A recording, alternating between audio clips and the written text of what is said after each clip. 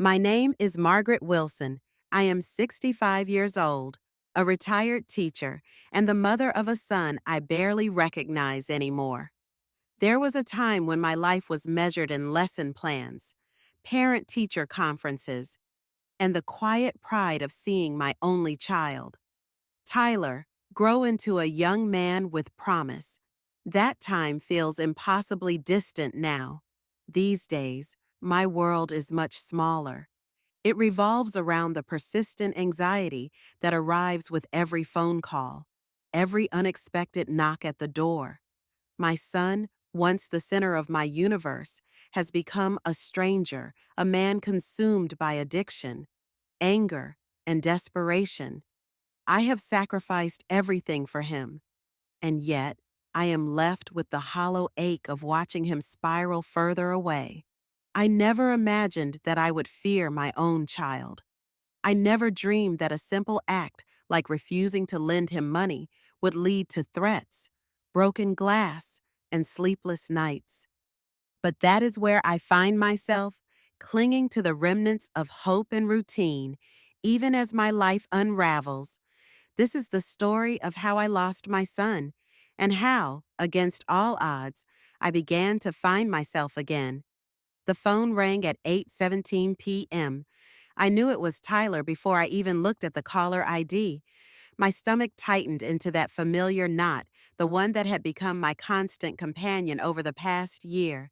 Every time my son called, I braced myself for the worst. "Mom, I need to see you." "It's important," he said, his voice carrying that rehearsed urgency I'd come to recognize. I closed my eyes, my fingers tightening around the receiver. "Tyler, is everything okay? I just really need to talk to you in person.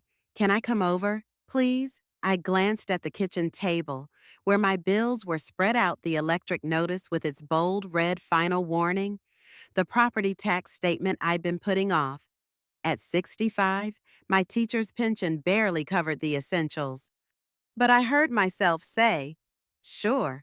The word felt heavy in my mouth. "I'll make some coffee." While waiting, I picked up the silver-framed photo on my mantel. Tyler at 16, grinning in his baseball uniform. His eyes still held that spark then. Before college, before he dropped out, before whatever darkness consumed him that he refused to discuss.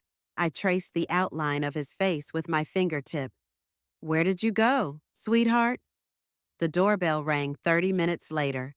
When I opened the door, Tyler stood there with that disarming smile that reminded me so much of Richard, my ex-husband, who'd left us for his secretary 27 years ago. "Hey, Mom." He hugged me briefly, his body tense. I caught the faint scent of cigarettes, though he'd sworn he'd quit. "Come in," I said, stepping aside. "Coffee's ready." He paced my small living room instead of sitting, glancing repeatedly at the family photos on the wall. "Place looks good." "You changed something, just rearranged the furniture." I lied. Nothing had changed in years. "So," he said, finally dropping onto the couch, "I've got some good news." My heart lifted, just a little. "Oh yeah, this amazing job opportunity. Marketing position, great company." He nodded, allowing me a sliver of hope. "That sounds wonderful." "The thing is," he leaned forward, elbows on knees, "I need a little help to get there. My apartment's been having issues. Landlord's threatening eviction because of some misunderstanding with the rent, and my car broke down. I just need $3,000 to get everything straight. My boss promised a bonus that didn't come through. It's temporary, I swear. $3,000, more than the previous requests." I took a deep breath. "I don't have it. Tyler, I'm sorry." His face hardened almost imperceptibly. "You've got savings." "I have $200 in savings," I said quietly, opening my purse and removing my bank statement. "Here, look. After the medical bills from my knee surgery, there's nothing left." He barely glanced at the paper. "What about a credit card? They're maxed out." "Jesus, Mom." He stood abruptly. "How can you be so bad with money?" Dad always said you couldn't manage finances worth a damn. The words stung. Richard had indeed said that, despite the fact that I'd worked 2 jobs after he left us, with barely enough child support to cover groceries. I can give you 200s, I said, keeping my voice steady. And I found information about a free counseling center. They can help. His voice rose sharply. You think I need help? Are you calling me crazy now? No, Tyler. I'm worried about you.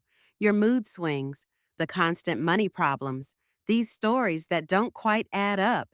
There it is. He threw his hands up. You were never there for me. Always at work, always tired, always too busy for your own son. And now you're worried. I flinched as he knocked a photo off the side table, me with my fifth grade class from 8 years ago. The frame cracked against the hardwood floor. Tyler, please calm down. You pathetic old woman. He snarled. His face twisted into something I didn't recognize. You're going to die alone. You know that. And you deserve it. He stepped toward me, his fists clenched. For the first time in my life, I was afraid of my own child. Get out, I whispered, then louder. Get out of my house. Tyler stared at me, breathing hard. Then he drove his fist into the wall beside my head, plaster crumbling onto the carpet. Without another word, he stormed out, slamming the door so hard the windows rattled. In the sudden silence, I slid down the wall to the floor, my whole body trembling. Something caught my eye. My purse on the counter was open, slightly askew from where I'd left it. I crawled over and checked inside. My emergency credit card was still there, but when I checked the kitchen drawer, the spare key I kept hidden was gone. As I sat amid the debris of my son's rage, a terrible clarity washed over me. The boy I raised was gone, and the man who replaced him might actually hurt me next time. For 3 days after Tyler stormed out, I jumped at every sound. Each car door slamming in the neighborhood sent my heart racing. I changed the locks, but sleep remained elusive. Every creak in my old house jolted me awake, convinced he'd returned with the stolen key before I could replace the deadbolt. When my phone rang on Friday morning, I stared at Tyler's name on the screen until it stopped. He called 5 more times that day. I didn't answer. What could I possibly say to the stranger who wore my son's face? Instead, I found myself driving past his apartment building, a shabby 2-story complex 6 blocks from my house. His car wasn't in the lot. I sat in my 15-year-old Toyota, hands gripping the steering wheel, debating whether to leave the $200 I'd promised in his mailbox. Excuse me, are you looking for someone? I startled at the voice. A woman in her 50s with concerned eyes stood beside my car. I'm Tyler Wilson's mother, I said, rolling down my window. Her expression changed instantly. Margaret, I'm Linda, the property manager. We've spoken on the phone before. Is Tyler home? I asked, though I already knew the answer. Linda glanced around before leaning closer. He was evicted 3 days ago, hasn't paid rent in 4 months. She hesitated. I probably shouldn't tell you this, but there were people coming at all hours, arguments about payments. The neighbors complained. My stomach dropped. Did he leave a forwarding address? She shook her head. The unit was trashed. Margaret, holes in the walls, cigarette burns on the carpet. She touched my shoulder gently. I'm sorry. I thanked her and drove away, my mind churning. Where was he sleeping? Who were these people demanding payments? The questions haunted me as I pulled into the library parking lot for my volunteer shift. Inside, I mechanically shelved books, finding comfort in their orderly arrangement. If only life could be categorized so neatly: fiction and nonfiction, problems with clear solutions, Earth to Margaret. My friend Joyce waved her hand in front of my face. That's the 3rd time you've put psychology books in the travel section. Sorry, I tried to smile, just distracted. Tyler again, she asked softly. Something in her tone, gentle understanding without judgment, broke the dam I'd built around my emotions. Tears came suddenly, embarrassingly. Joyce guided me to the break room, sat me down, and placed a cup of tea in my hands. Tell me, she said simply. So I did. The repeated requests for money, the inconsistent stories, the rage when denied, the missing key.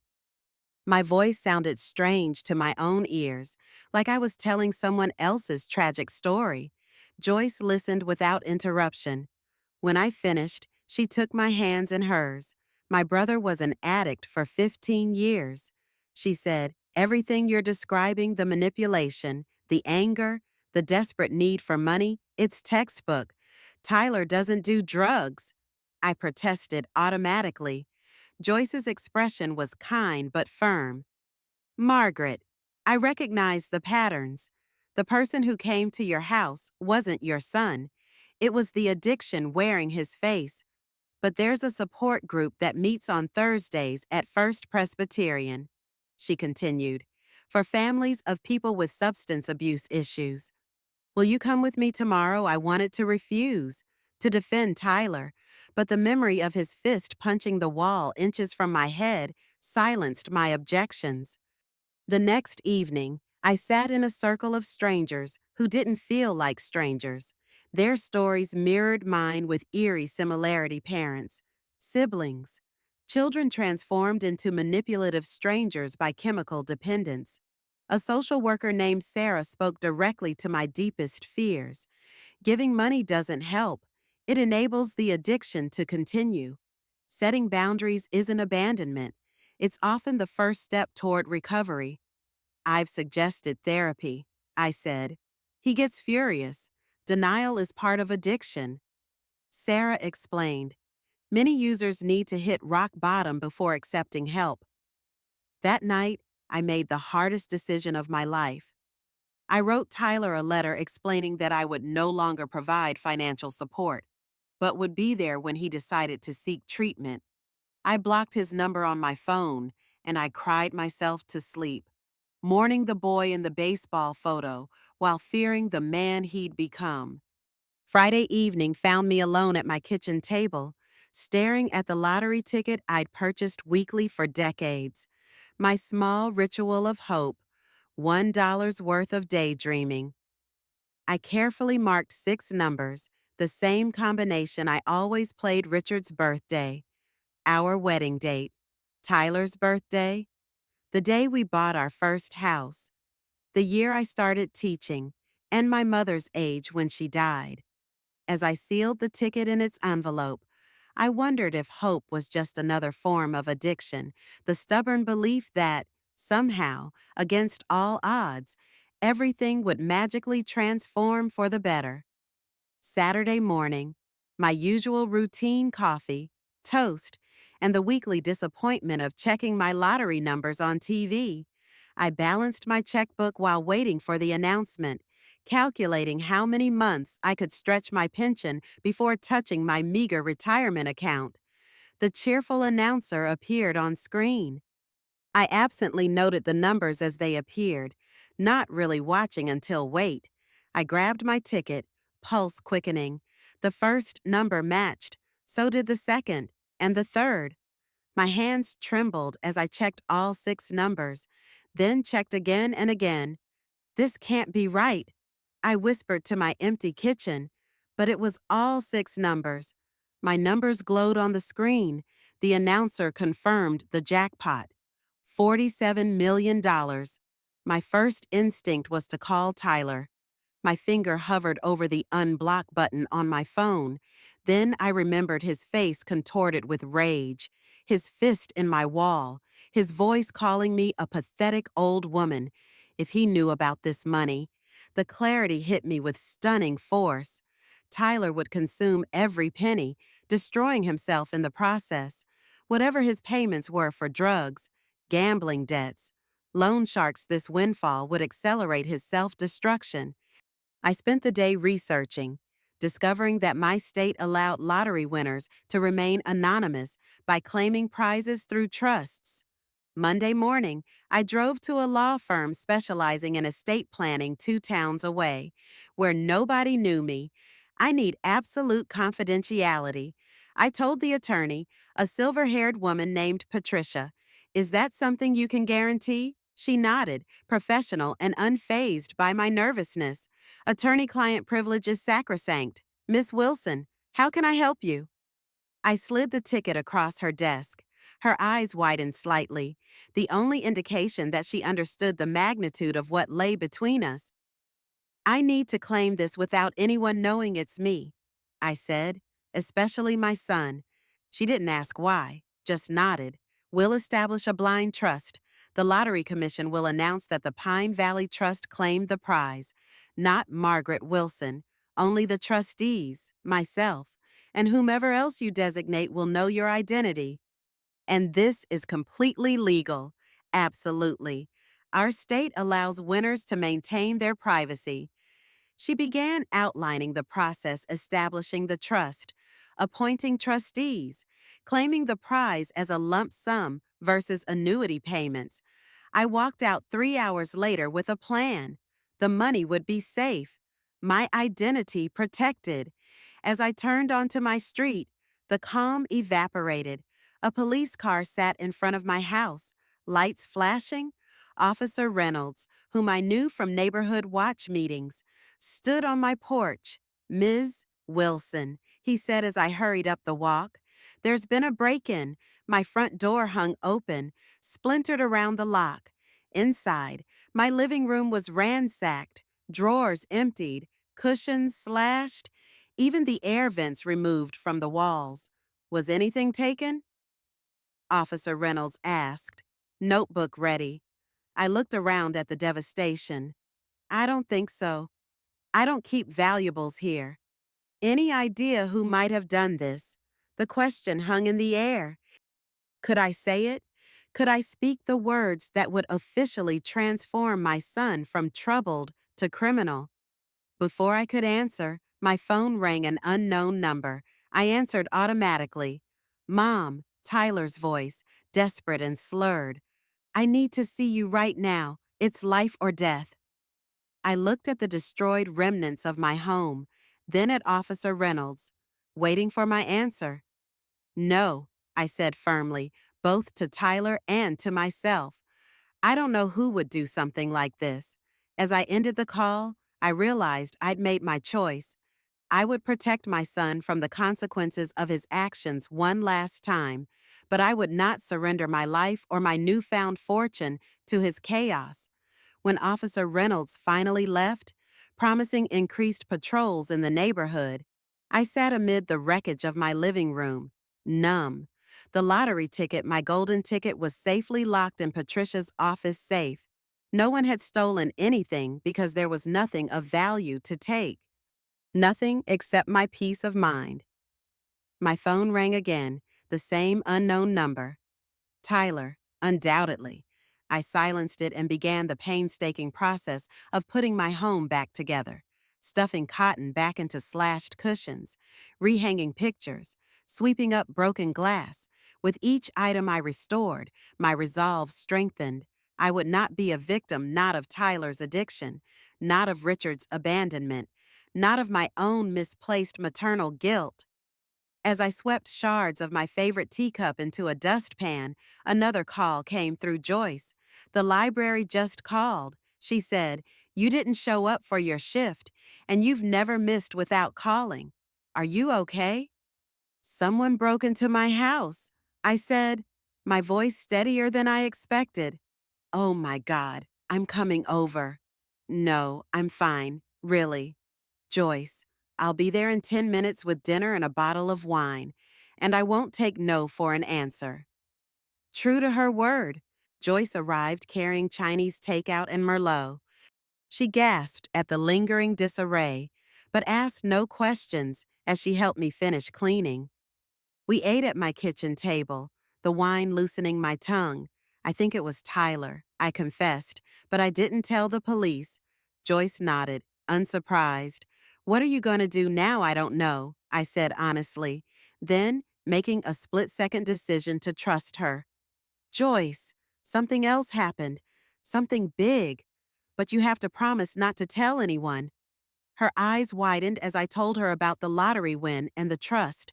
When I finished, she let out a low whistle.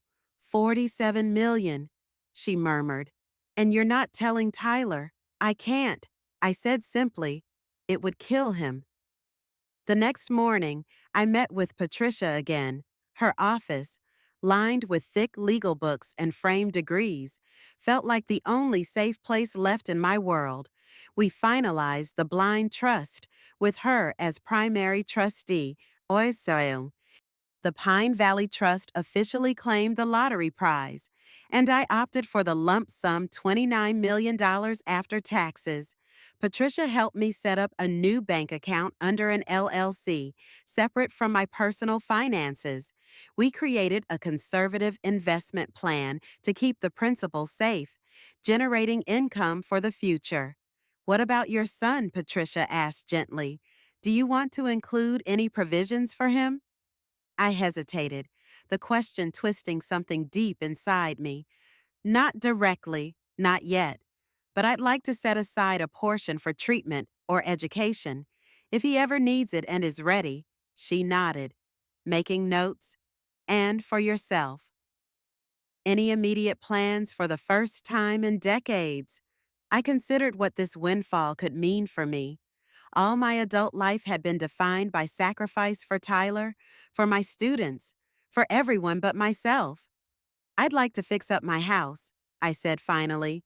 Nothing extravagant, just repairs I've been putting off, and maybe a trip somewhere. I haven't left Pennsylvania in years. Patricia smiled. You can afford to dream bigger. Margaret. That afternoon, I drove home along the familiar route, but saw my neighborhood with new eyes. My little house with its peeling paint and sagging porch could be transformed. I could move anywhere, do anything. The possibilities were dizzying. But as I turned onto my street, my optimism vanished. Tyler stood on my porch, pounding on the newly repaired door. I parked across the street, heart hammering. He hadn't seen me yet. I could drive away, check into a hotel, avoid this confrontation, but running wouldn't solve anything. Sooner or later, I would have to face him. I approached slowly, car keys clutched between my fingers like a weapon. Tyler whirled at the sound of my footsteps. His eyes were bloodshot, his clothes rumpled. "Mom," he said, his voice breaking. "I've been trying to reach you for days. My phone was having issues. I lied, keeping distance between us. Can we talk?" He gestured toward the door. "I'd prefer to talk here." I remained on the sidewalk, ready to flee if necessary. His expression darkened momentarily before he forced a smile. "I'm sorry about last time. I was stressed. Not myself, but I'm getting help now. I promise." The words sounded rehearsed, hollow. "I'm glad to hear that," I said carefully. "I have this job interview." He continued eagerly.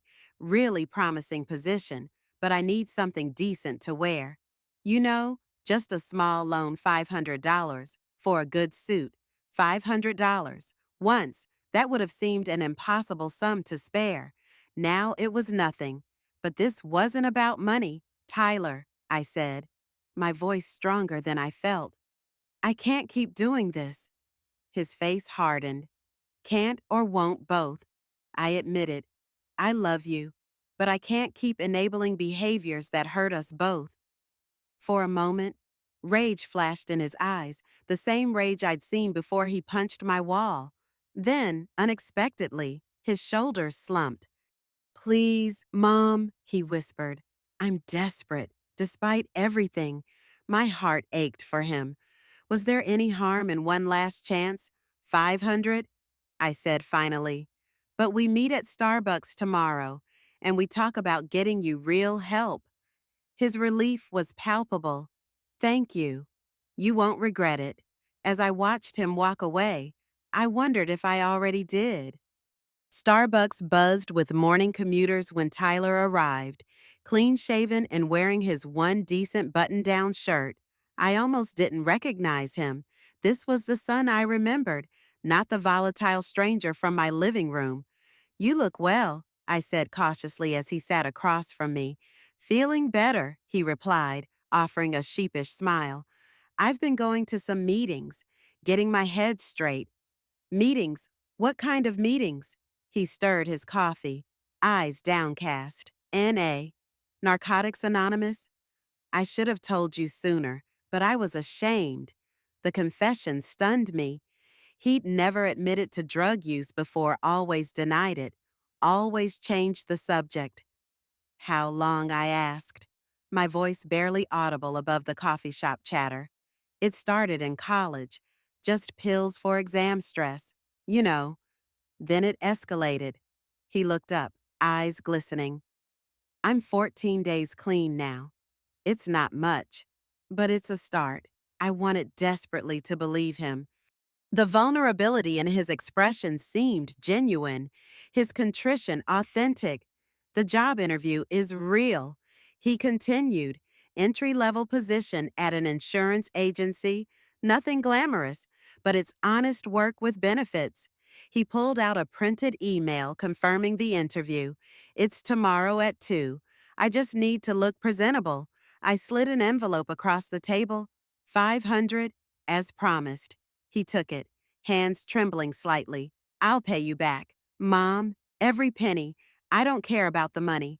Tyler, I care about you getting well. I know. He reached across the table and squeezed my hand. I'm trying, really trying this time. Over the next 3 weeks, Tyler became the son I'd longed for all these years. He called regularly just to check in, never asking for money.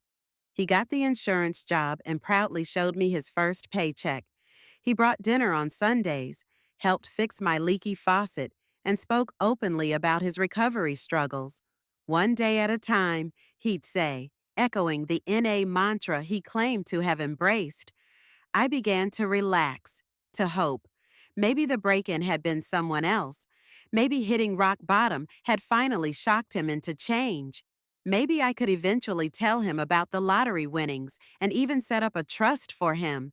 We settled into a comfortable routine. I carefully maintained my modest lifestyle, making only necessary repairs to my house, a new roof, updated plumbing, nothing that would raise eyebrows.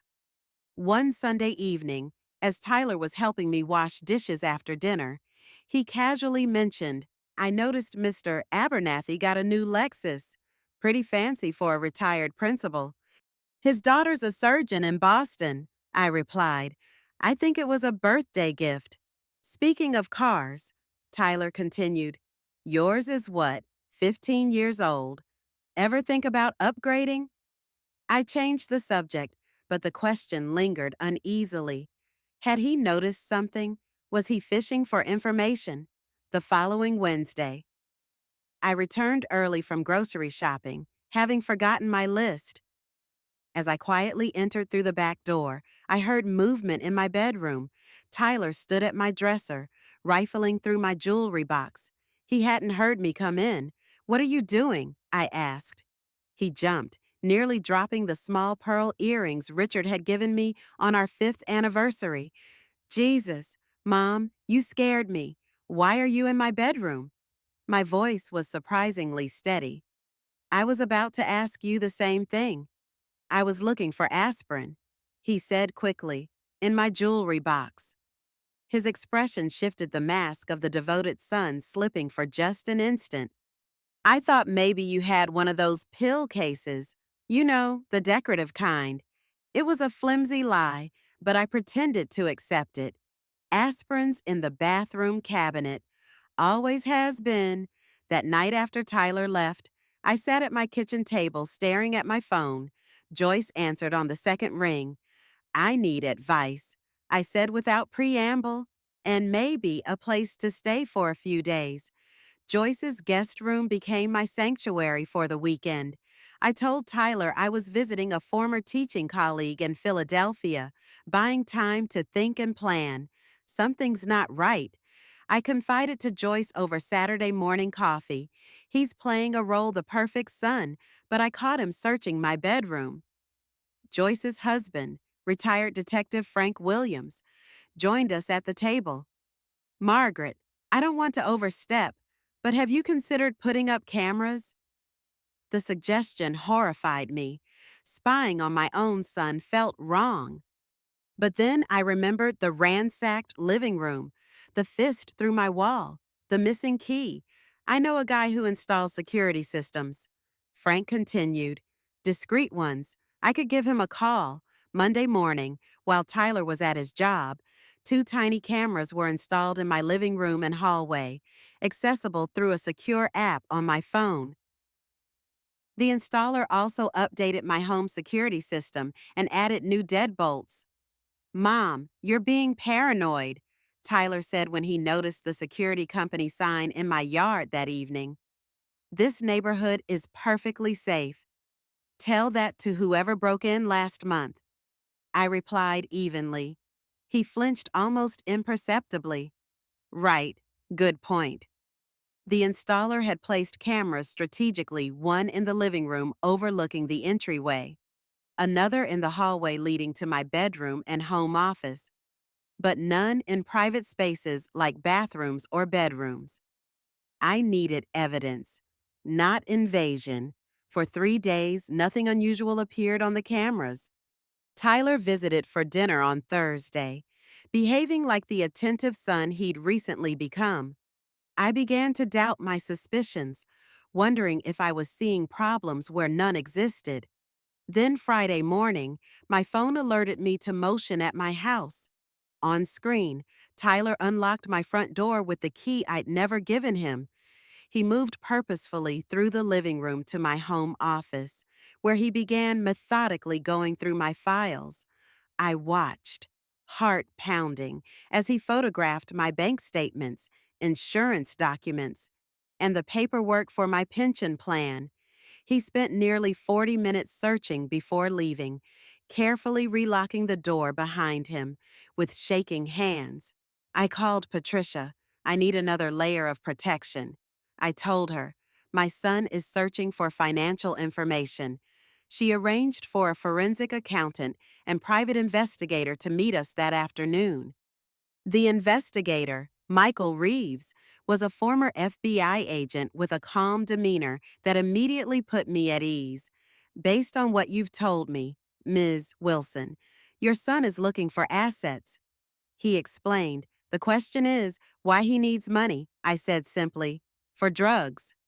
Michael asked. I thought so, but now I wasn't sure. He claims to be in recovery, working at an insurance agency. Michael interrupted gently. Have you verified his employment? I stared at him. No, he showed me a paycheck.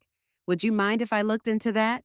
Michael asked, along with his recent activities and associations. I hesitated only briefly before nodding. Whatever Tyler was involved in, I needed to know.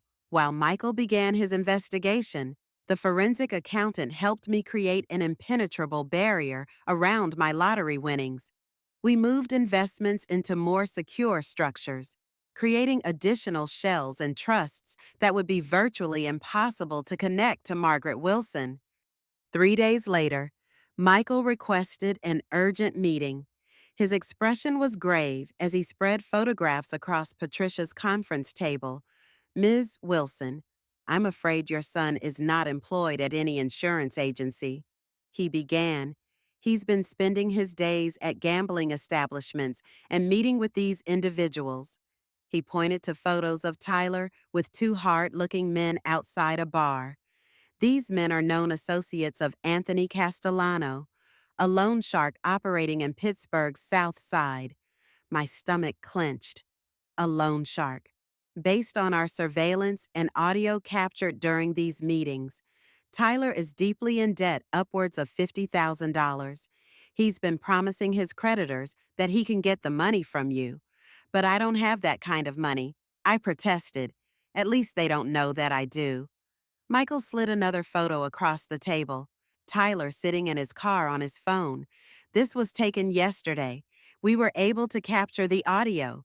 He pressed play on a recording device. Tyler's voice filled the room. The old lady must have money hidden somewhere. She's different lately. New roof on the house, better clothes. If I can't find where she's hiding it, a pause. Maybe an accident would be simpler. Her life insurance should cover what I owe you. The words hit me like physical blows. My son was contemplating what frightening me into giving him money or something worse. Ms. Wilson? Michael said gently, based on this evidence, I strongly recommend filing for a restraining order. I shook my head, still processing the revelation. Is this enough for the police to act? Unfortunately, no. It's concerning, but it's not an explicit threat or conspiracy that would stand up in court. Michael leaned forward. But we can build a stronger case while ensuring your safety. I drove home in a daze, the recording playing on loop in my mind. The son I'd raised, the child I'd sacrificed everything for, was considering harming me for money. That night, alone in my house with new locks and cameras, I made a decision. I would no longer be passive, waiting for Tyler's next move. Whatever demons drove him addiction, gambling, desperation, I needed to protect both of us from their destruction. Tomorrow, I would begin fighting back the night before the intervention. I barely slept. I sat at my kitchen table, surrounded by old photographs of Tyler, his first baseball game, his high school graduation, the bright-eyed boy I once knew. I wondered how it had come to this, my son, lost in addiction and desperation, now a threat to himself and to me. I thought about all the times I tried to save him with love, with money, with patience. None of it had been enough. The intervention team arrived early. David Keller, the intervention specialist, Dr. Elena Martinez, the addiction counselor, Michael Reeves, the private investigator, and Patricia, my lawyer. They reviewed the plan one last time. Tyler would be approached at his motel, presented with a choice intertreatment immediately, or face the legal consequences of his actions, including the evidence we'd gathered about his threats and criminal activity. I waited at a secure location, my phone clutched in my hand, every muscle tense. At 10:43 a.m., David called. There's been a complication, he said, his voice tight. Tyler wasn't at the motel. His roommate said he left last night, saying he needed to settle things with his mother once and for all. My blood ran cold. As David spoke, my security app sent an alert motion detected at my front door. On my phone screen, I watched Tyler pounding on the door, then trying the windows, agitated and desperate. When he couldn't get in, he returned to his car and pulled out a crowbar. With trembling hands, I pressed the panic button. Within minutes, police cruisers converged on my house. I watched on the screen as officers confronted Tyler, weapons drawn.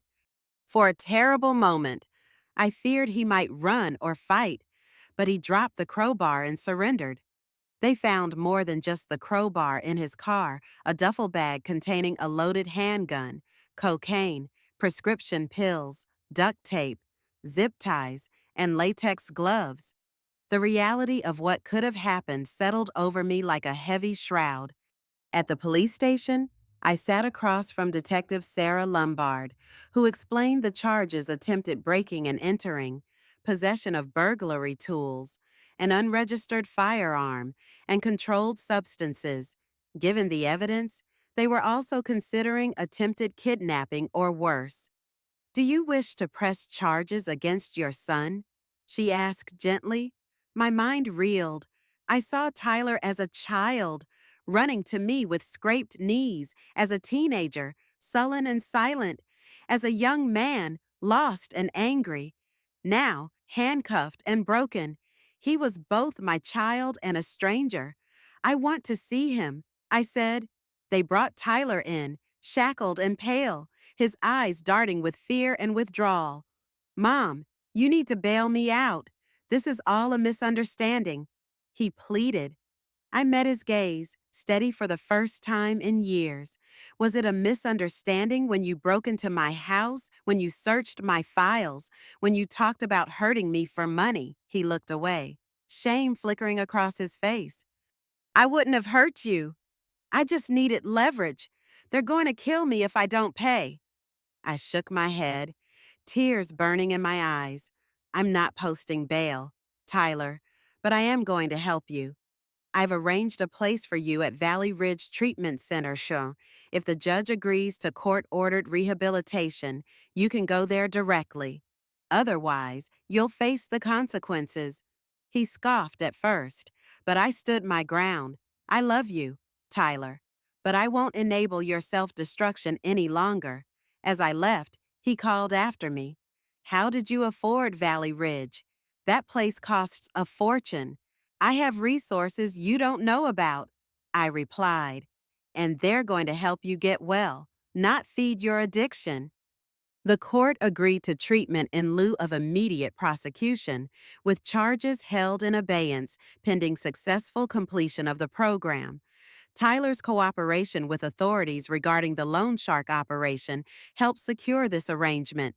It was not lenient. One failed drug test would send him directly to prison. The first month at Valley Ridge was brutal. Tyler detoxed from multiple substances, faced the reality of his gambling debts, and began the long process of therapy. He refused to see me for weeks, citing shame and anger. I received weekly progress reports from his counselors, each one a mixture of hope and caution. Finally, after 7 weeks, Dr. White, his primary therapist, called. Tyler has requested a family session. He's ready to take accountability for his actions toward you. Will you participate? I agreed, heart pounding. The family session was held in a bright room with soft chairs and sunlight streaming through the windows.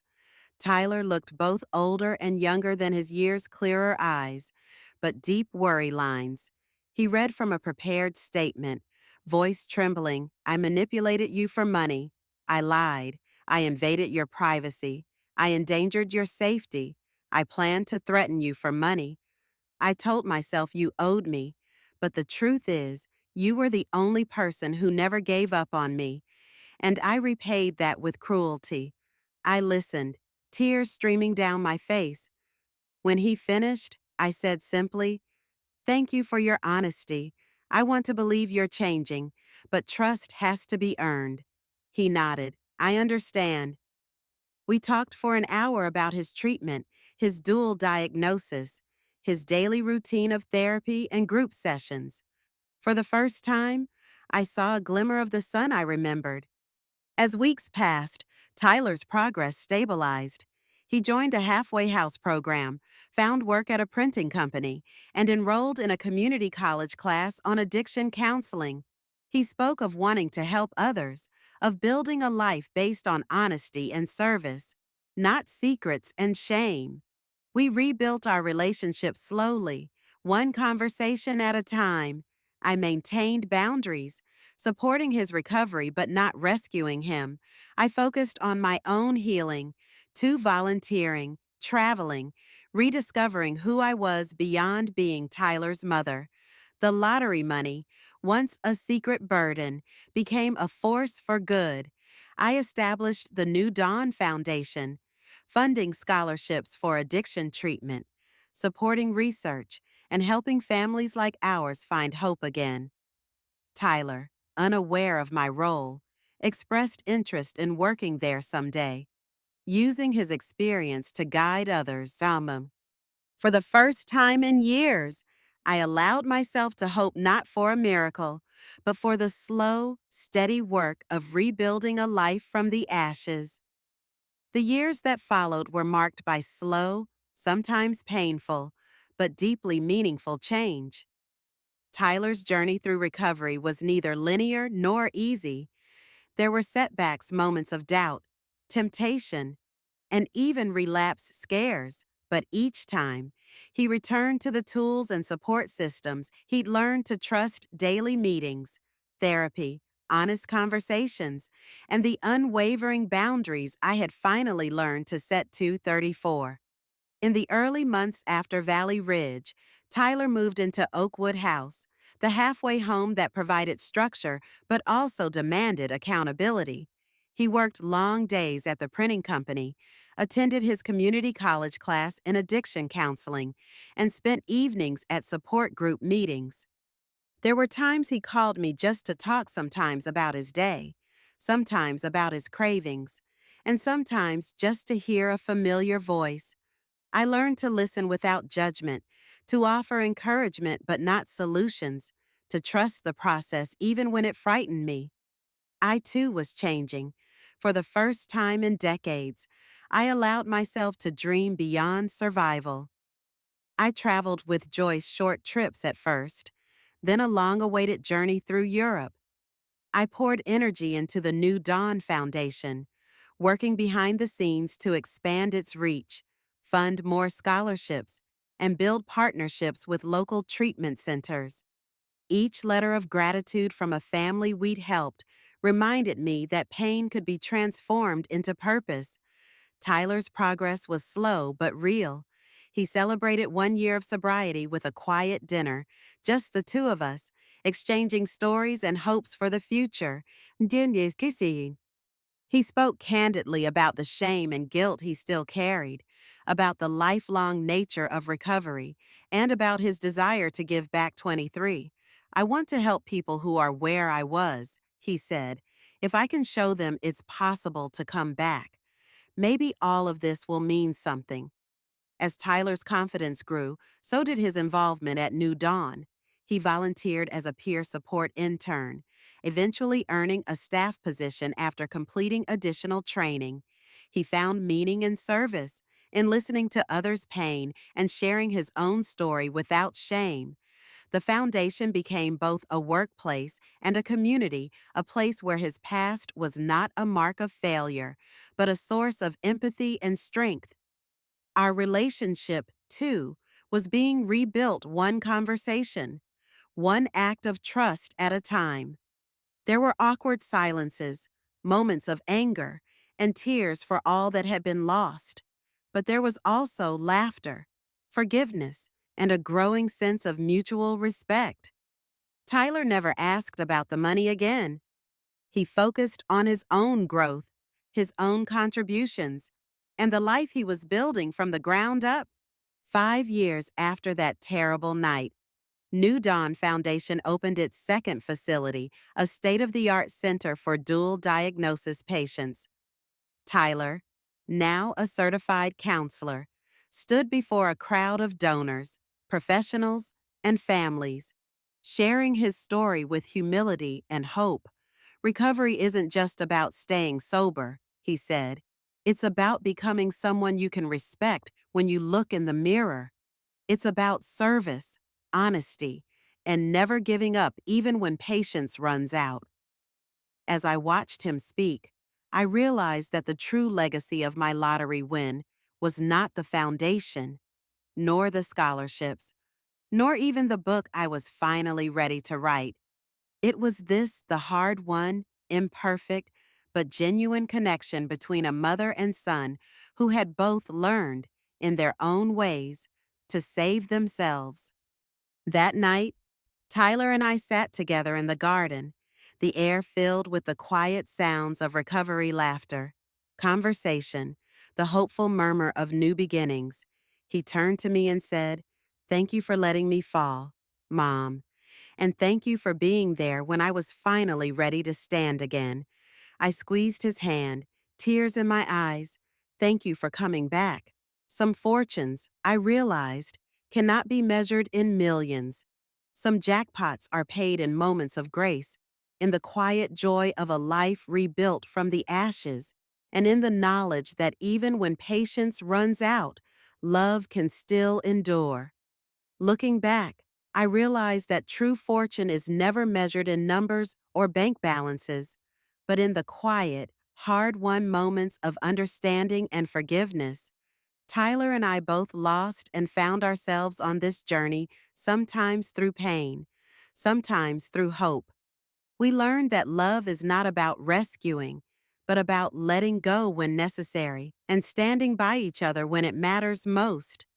Now, as I watch my son help others reclaim their lives, I know that our greatest reward is not the money I once hid, but the trust and respect we rebuilt. Some jackpots are counted not in millions, but in second chances, in the courage to change, and in the quiet joy of a life renewed. And that, at last, is enough.